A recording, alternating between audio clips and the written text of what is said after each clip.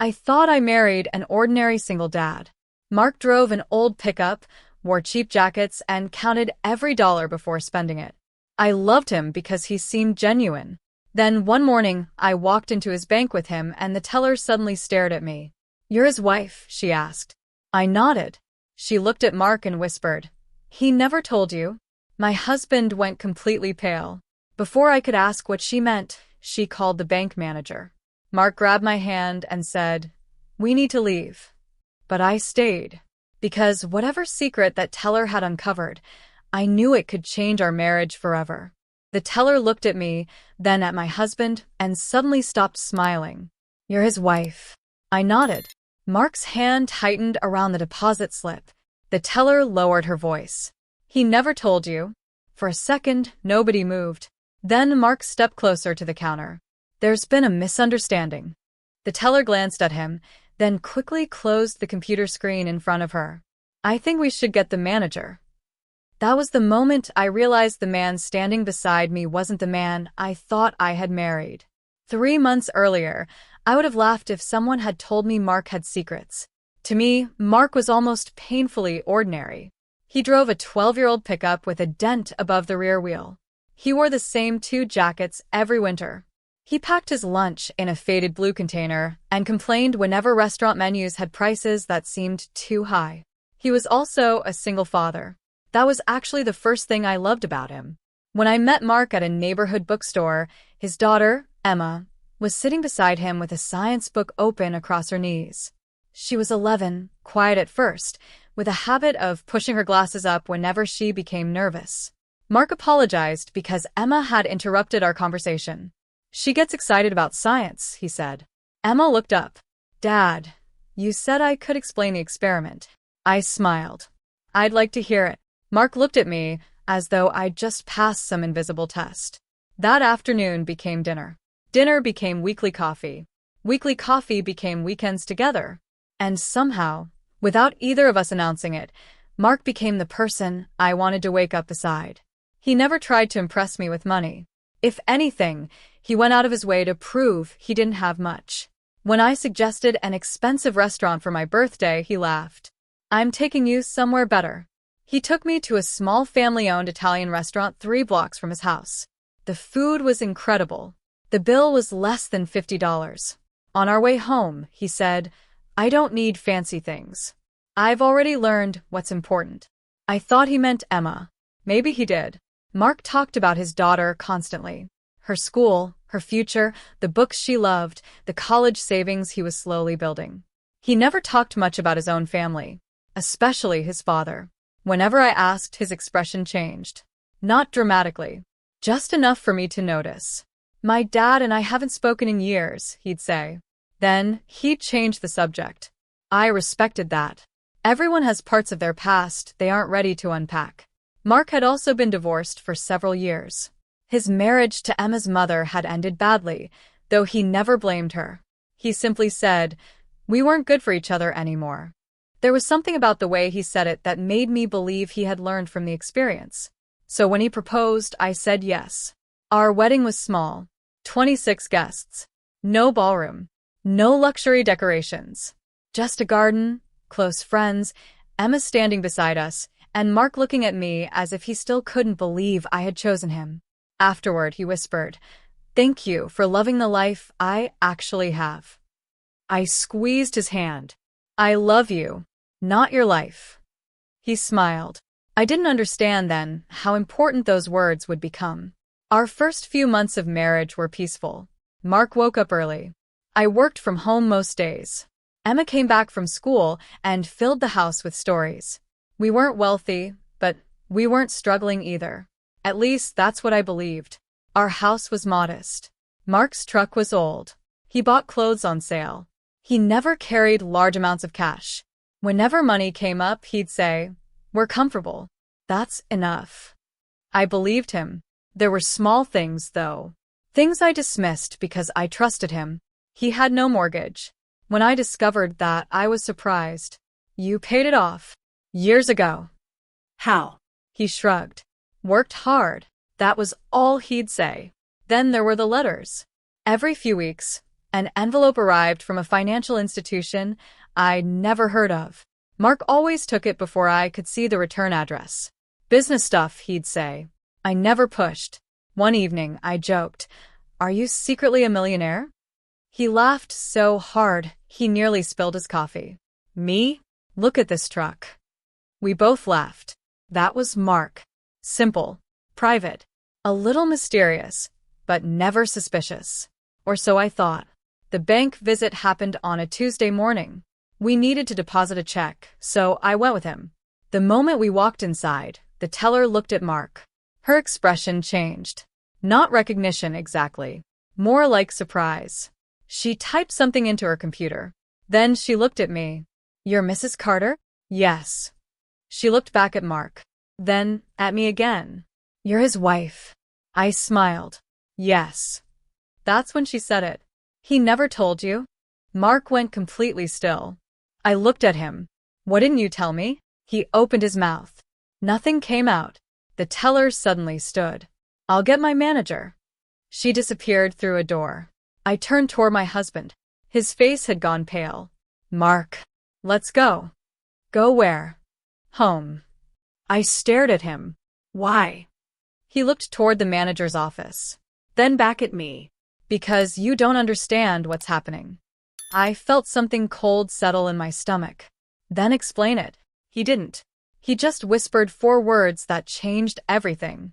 "I was going to tell you." I stared at him. And for the first time since we'd met, I wondered whether the quiet single dad I had married had ever really been ordinary at all. Mark drove home, without saying a word. Neither did I. The silence felt different now. Before that morning, silence with Mark had been comfortable. This felt like something had entered our marriage and was sitting between us.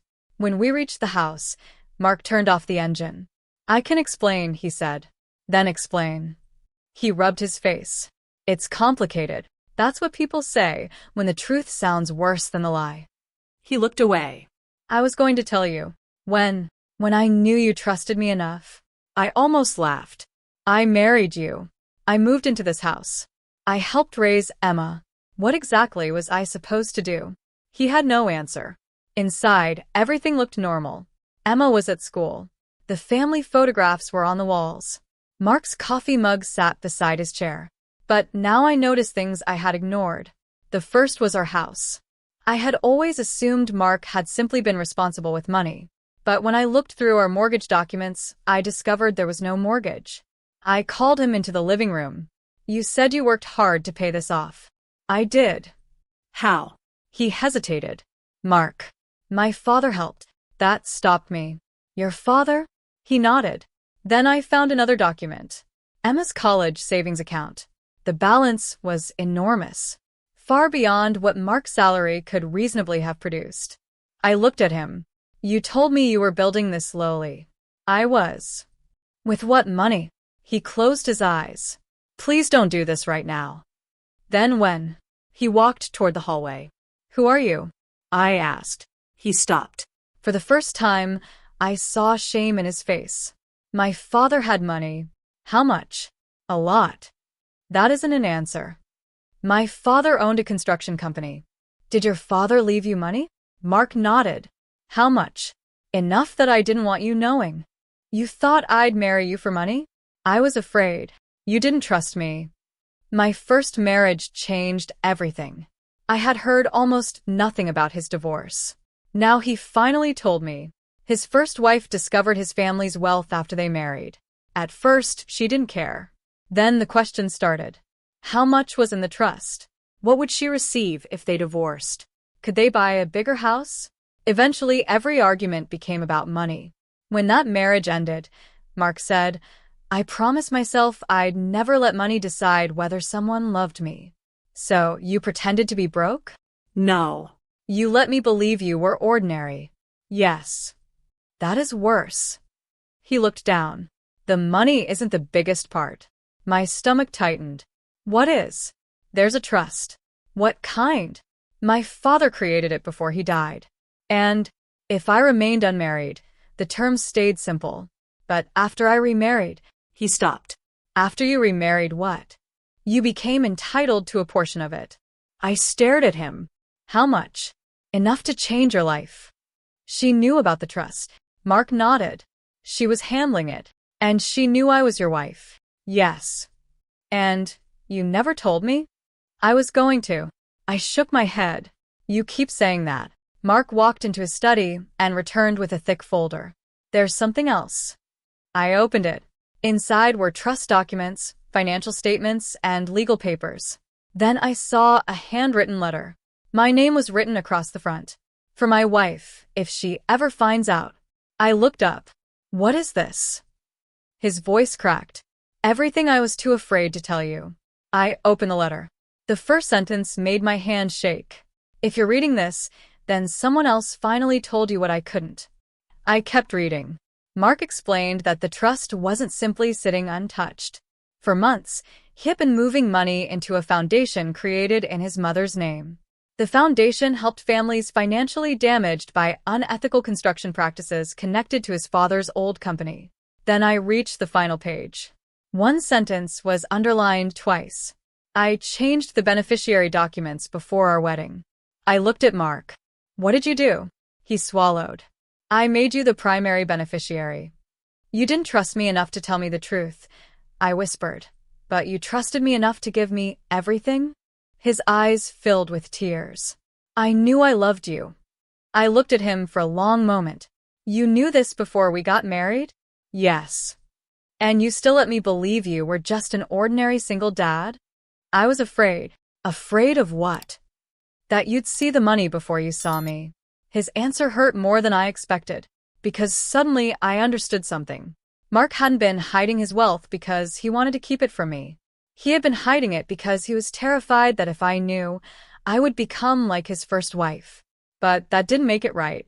You should have trusted me enough to make that choice myself, I said. I know. No, Mark. You don't know.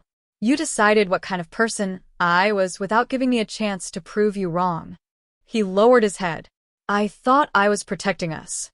You were protecting yourself. He didn't argue. That silence told me everything. I sat down and opened the letter again.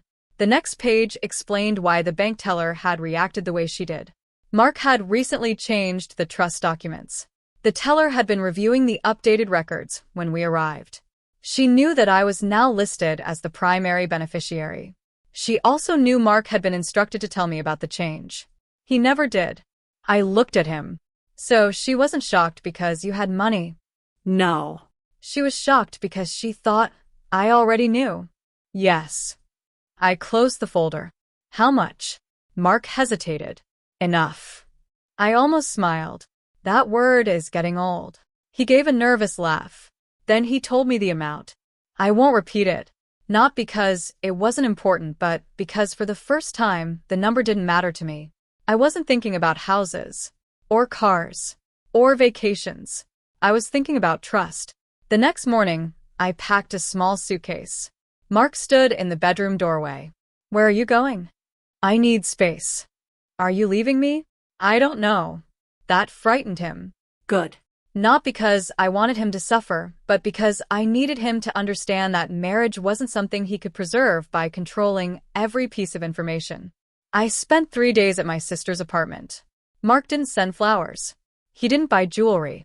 He didn't promise me some extravagant vacation. Instead, he sent one message. I've put every financial document on the dining table. Nothing is hidden anymore. If you want to leave, you can. If you stay, you'll always know the truth. I read that message several times. Then I went home. The folders were exactly where he said they'd be. Bank statements, trust documents, property records, foundation paperwork, everything. I spent hours going through them. And slowly, I realized something. Mark had never spent his family's money recklessly. He hadn't bought luxury cars. He hadn't built some enormous mansion. He had quietly used much of it to help people. Families who had lost homes. Workers who had been cheated by contractors. Children whose parents couldn't afford educational expenses. The foundation wasn't a publicity stunt. There wasn't even Mark's name on it. He had done it anonymously.